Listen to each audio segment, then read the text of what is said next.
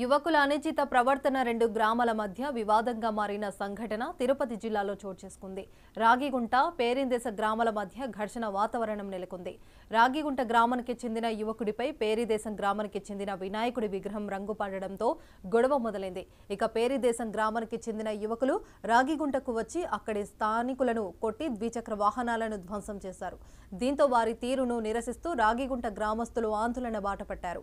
ఈ క్రమంలోనే శ్రీకాళహస్తి పిచ్చటూరు రహదారిపై బైఠాయించారు. ఇక రోడ్డుకు అడ్డంగా నిప్పు వేసి నిరసన తెలిపారు.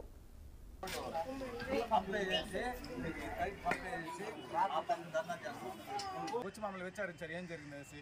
మేమైతే వాళ్ళు కత్తులతో దాడి చేసామనేసి మాత్రం చెప్పాను సార్. యువత మాకు పరిస్థితి కత్తులతో నరికారు, ప్రాణభయంతో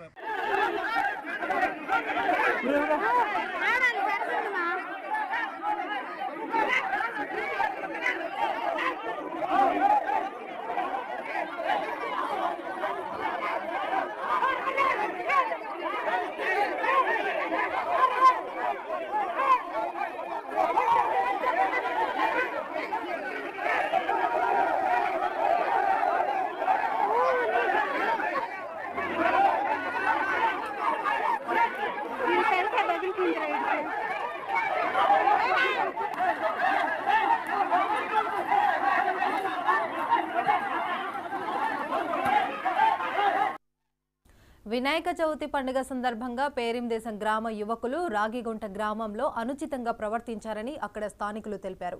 యువకుల అనుచిత ప్రవర్తనను ప్రశ్నించడంతో పేరిందేశం నుంచి భారీగా జనాలు వచ్చి తమ గ్రామంలో విధ్వంసం సృష్టించారని వెల్లడించారు. ఇవాళ ఉదయం మరోసారి దాడికి పాల్పడ్డారని ఆగ్రహం వ్యక్తం చేశారు. విధ్వంసం సృష్టించిన వారిపై చర్యలు తీసుకోవాలని రాగిగుంట గ్రామస్తులు డిమాండ్ చేశారు.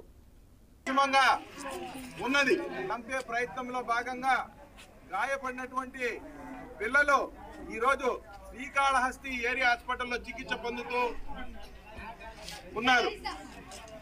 వారి పరిస్థితి విషమంగా ఉన్నది. అదేవిధంగా రాత్రి జరిగినటువంటి సంఘటనను పోలీసు వారి దృష్టికి పంపే ప్రయత్నంలో భాగంగా గాయపడినటువంటి పిల్లలు ఈరోజు శ్రీకాళహస్తి ఏరియా హాస్పిటల్లో చికిత్స పొందుతూ రెండు గ్రామాల మధ్య ఉద్రిక్త దాడి చేయడం జరిగింది. ఒక పక్క రాగిగుంట గ్రామం, ఒక పక్క పెరిందేశం హరిజనవాడ. ఈ రెండు గ్రామాల మధ్య వైషమ్యాలకు, ఒకరి మీద ఒకరి దాడులకు గురిగొల్పడం జరిగింది. దీంట్లో ఎట్టి పరిస్థితుల్లో ఎవరిని కూడా వదిలే ప్రసక్తి లేదు.